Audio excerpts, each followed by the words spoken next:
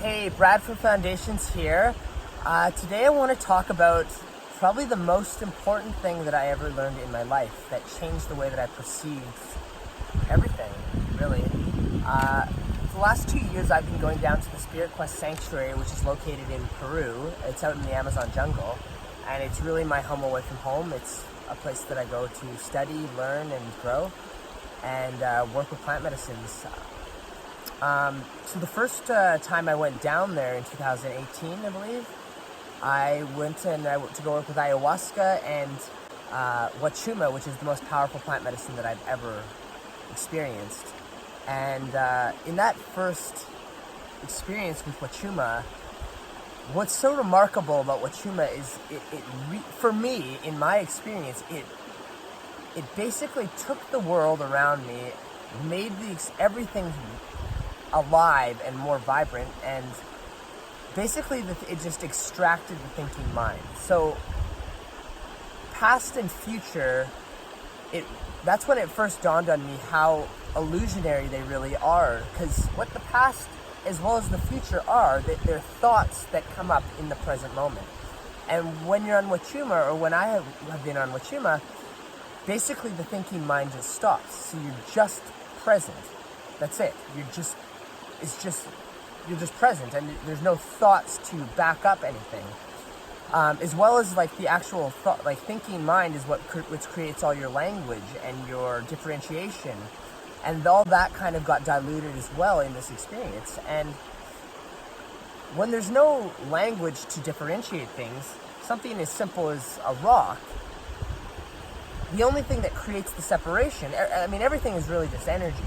But what creates the separation when I look at a rock is by me saying, this is a rock and this is Brad, right? These are different. They're not the same.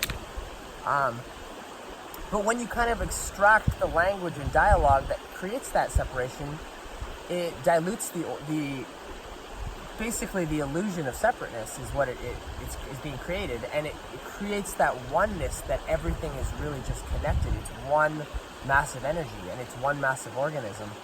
And for lack of better words, it was how I discovered God. God is the experience that's happening within everything, and it's the guiding energy behind everything, and and you yourself are a part of everything, and you're a part of that consciousness. And as far as my understanding at this point in my life, what I've realized is that myself, I am a part of the consciousness which is gathering information, and it is a very advanced intelligence that guides everything, and it guides all movement, and guides everything that's happening within me, because I'm not really doing any of it, right? Like, my ability to grow out of the earth the way that I did, and move my hands, and see, and hear, and smell, and use my lungs, and that's all just happening. There's an advanced intelligence that behind all of that, and we don't really know why it's happening, but it is happening, and it is mind-boggling how advanced the intelligence that's guiding it is. It's a happening in the moment at all times. I wrote something down that Alan Watts wrote.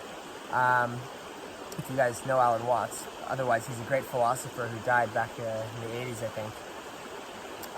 This experience, which we call things, color, sounds, smells, tastes, forms, and weight, is in itself not a thing, form, or number.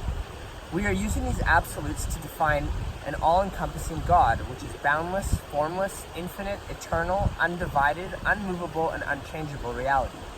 It does not have a meaning, but it is meaning itself. So what does all this mean, and how is this useful at all to anything? I created a little chart here that kind of illustrates the way that I feel about my experience and what's really going on, and what people get tangled up with, I think. But this is how I define the difference between spiritual development or spiritual deepening and personal development. So to me, spiritual deepening is the practice of getting into a relationship with what you really are, your true self. Because what your true self really is an interconnected, interdependent organism which we call the universe or Mother Earth or Source, or it doesn't really matter what you call it, but you are part of an intelligence that's very advanced, and it's incredible. It's an absolutely perfect organism, a perfect intelligence that has been evolving over billions and billions of years, and it has led to this moment right now, this now moment. It's perfect though. And as you get more into relationship with that part of, with what you actually are, a tremendous sense of peace overwhelms you because you really are perfect. There's nothing you can do to add or subtract from this expression that which you are. It's already perfect, so all you really can do is become present with that and be present with the relationships that make life even possible, right? Like, I could easily demonstrate that the cells in my arm all work together to make this organism, and they are all connected and they all need each other in order to make the whole network work. Just the same as I require the trees to breathe, right? The trees breathe out and I breathe in. And what makes my life possible is this ecosystem, which was here long before humans even arose. The conditions that make up the ecosystem were here long before. Humans grew out of those conditions, and they're a part of that same organism, which is so incredibly special and magical, and it makes me really happy. And that's what I call, to me, that's what the process of spiritual deepening is. It's getting into a relationship with the essence of what you really are, which is, we don't even know. There's no words to express it. Personal development, to me, and from what I've seen, like from having been in personal development courses throughout my life, is really a game of the mind. It's about shaping the way that you think so that you can use your thinking as a great tool and develop a character or a person, which is ultimately an idea, creating a good idea or character so that you can use them to accomplish goals in your life.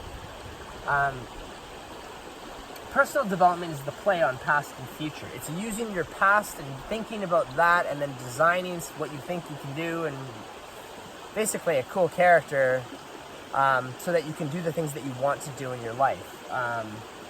But ultimately it is an illusion, and it should be something that you do for fun. Because once you actually get into the relationship with spiritual deepening, you start to understand that there really isn't anything you can do to improve yourself.